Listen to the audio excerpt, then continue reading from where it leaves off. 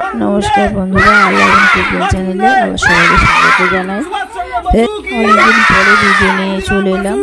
কিছুদিন আমার মেয়েদের পরীক্ষা চলছিল, 14 তারিখে পরীক্ষা শেষ হয়ে গেছে, সেই জন্য আবার ভিডিও আপলোড করেছি। দেখো, এটা 15ই আগস্ট, স্কুলে দেখো পতাকা উত্তোলন হচ্ছে। ওই জন্য স্কুলে বিদ্যালয়ে পতাকা উত্তোলন শেষ করার পরে বাড়িতে চলে এসেছি। চলে আসার পরে আমি কীভাবে আজকে রেসিপি করেছি সেটা তোমাদের সঙ্গে শেয়ার করব। আর দেখো, সকালবেলায় চলে গেছিলাম, তখন আমাদের 8টার সময় পতাকা উত্তোলন করা হয়। ছাত্রছাত্রীরা সবাই আসে, কিছুজন এসেছিল। আর বিশেষত বন্ধুরা, এই দিনটা তো সবাই জানো যে দেশে আমাদের ভারতবর্ষে একটা অন্যতম দিন। দেখো, ছাত্ররা এখানে আনন্দ করছে। এবার পতাকা উত্তোলন হওয়ার পরে জিলিপি আর বিস্কুট, লজেন্স এগুলো দিয়ে বাড়িতে চলে আসি। এবার স্বাধীনতা দিবস যেহেতু বাড়িতে থাকবো, সেই জন্য একটা বিশেষ রেসিপি করা হয়েছিল, যেটা আমি জীবনে প্রথম করলাম, সেটাই তোমাদের সঙ্গে শেয়ার করবো। আর বন্ধুরা, যেহেতু আমি একজন স্কুল শিক্ষিকা, সেই জন্য আমার সবসময় ভিডিও আপলোড করা সম্ভব হয় না, কারণ কাজে আমাকে ব্যস্ত থাকতে হয়। স্কুলের কাজ, মেয়েদের পড়াশোনা, সংসারের কাজ, সেই জন্য ভিডিও তোলা থাকলে আমি আপলোড করতে পারি না। তার জন্য আমাকে ক্ষমা করো প্লিজ। দেখো, এটা হচ্ছে কি হাঁসের মাংসের রেসিপি আজকে তোমাদের সঙ্গে শেয়ার করছি, যেটা আমি জীবনে প্রথম করলাম। আমার ছোটো মেয়ে অনেক দিন থেকে বলছিল যে হাঁসের মাংস খাবে, তা সেই জন্য হাঁসের কিনে আনা হয়েছিল। আর তারপরে এটা আমি রান্না করেছি। অনেকটা খাসির মাংস যেভাবে করা হয় আমি সেইভাবে করার চেষ্টা করেছি। প্রথমে হাঁসটাকে কেটে কুটে পরিষ্কার করে রেখেছিল আমার হাজব্যান্ড। আর দেখো, এখানটা আলু দিয়েছি, আলুগুলোকে ভেজে নিয়েছি। যেহেতু আমি হাঁসের মাংস করছি আমাদের পরিবারের সবাই মিলে আমরা খাবো বলে, আর যেহেতু 15ই আগস্ট সবাই স্কুল থেকে চলে এসেছিল অনুষ্ঠান করে, আমার হাজব্যান্ড, আমি, আমার ভাসুররা, আরও যারা আছেন বাড়িতে সবাই, মেয়েরা, বাচ্চাগুলো সবাই। দেখো, প্রথমে আলুটা ভাজা হয়ে গেছে, এবার তেল দিয়ে দিলাম। প্রথমে সামান্য চিনি দিয়ে দিয়েছি, শুকনো লঙ্কা আর তেজপাতা দিয়ে দিয়েছি, পেঁয়াজ কুচিয়ে দিয়ে দিয়েছি। পেঁয়াজগুলোকে খুব ভালো করে ভেজে নিয়েছি।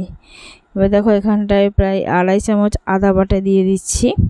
রসুনটাকে আমি পরে দেবো, আগে আদা বাটা দিয়ে ভালো করে পেঁয়াজের সঙ্গে এটাকে কষিয়ে নেব। যেহেতু আমার কোনো অভিজ্ঞতা নেই এই হাঁসের মাংস, তবুও দেখো রসুন বাটা দিয়ে দিচ্ছি। তবু চেষ্টা করেছি এবং খেতেও খুব হয়েছিল সুন্দর, স্বাদ হয়েছিল অতুলনীয়, খাসির মাংসের মতো টেস্ট হয়েছিল। এবং হাঁসের মাংসটা যে ওই রকম খেতে হয় আমার আগে কোনো দিন ধারণাই ছিল না। যাই হোক, দেখো আদা রসুন পেঁয়াজ একসঙ্গে কষানো হয়ে গেছে। এবার কেটে রাখা মাংসগুলোকে আমি দিয়ে দিচ্ছি। তা বন্ধুরা, তোমরা যদি কেউ হাঁসের মাংস খেয়ে থাকো, আমি যে পদ্ধতি রান্না করেছি ঠিক হয়েছে কিনা এটা আমাকে কমেন্ট করে তোমরা অন্তত বলো।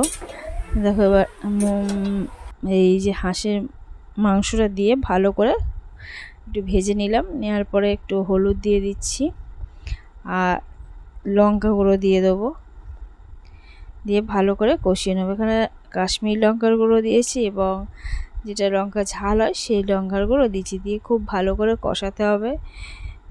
আর এখানে কাশ্মীরি লঙ্কার গুঁড়ো দিলাম। বললাম না, একদম নতুনভাবে আমি করেছি একটা নতুন রেসিপি, আমার কোনো ধারণা ছিল না। যাই হোক, অনেকটা দেখো কষানো হয়ে গেছে, ভালোভাবে কষিয়ে নিয়েছি। এবারে আমি ধনে গুঁড়ো আর জিরে গুঁড়ো দিয়ে দিচ্ছি, দিয়েও এগুলোকে খুব ভালোভাবে এই মাংসের সঙ্গে আমি কষিয়ে নেব। এখানে কষানো কমপ্লিট হয়ে গেছে বন্ধুরা। এবারে লবণটা দিয়ে দিলাম স্বাদ অনুযায়ী, দিয়েও মাংসটাকেও ওই লবণের সঙ্গে কিছুক্ষণ আরও কষিয়ে নেব। কষিয়ে নেওয়ার পরে ভেজে রাখা আলুগুলোকে আমি দিয়ে দেবো। তা বন্ধুরা, যেহেতু আমি শুনেছি যে হাঁসের মাংস মুরগির মাংসের মতো অতটা হয় না, সেই জন্য এটাকে আমি কষানোর পরে আমি এখানে প্রেশার কুকার ব্যবহার করেছিলাম। প্রেশার কুকার বললাম না, খাসির মাংসের মতো রান্না করেছি। দেখো, এখানে তোমরা বুঝতেই পারছো কষানোটা কমপ্লিট হয়ে গেছে, তেলও ছেড়ে দিয়েছে। এবার ভেজে রাখা আলুগুলোকে দিয়ে দিচ্ছি, দিয়ে আলুর সঙ্গেও কিছুক্ষণ কষিয়ে নেব, মিনিট 3-4 কষানোর পরে আমি জল দিয়ে দেবো। দেখো বন্ধুরা হয়ে গেছে, এবার জল দিয়ে দিচ্ছি। কালারটা খুব সুন্দর এসেছে। বললাম না, খাসির মাংসের মতো রান্না করার চেষ্টা করেছি, আর স্বাদও সত্যিই সুন্দর হয়েছিল। এবার প্রেশার কুকার নিয়ে নিচ্ছি। প্রেশার কুকারের মধ্যে এই মাংসগুলোকে দিয়ে দিচ্ছি। দিয়ে আমি এখানটা 5খানা সিটি দিয়েছিলাম বন্ধুরা। দেখলাম যে সিদ্ধ হয়ে গেছে, খেতে খুব ভালো হয়েছিল। তা বন্ধুরা, আমার এই রেসিপি যদি তোমাদের ভালো লেগে থাকে তাহলে অতি অবশ্যই আমার চ্যানেলটাকে সাবস্ক্রাইব করবে, আর রেসিপি ভালো লাগে লাইক করবে, শেয়ার করবে, কমেন্ট করবে।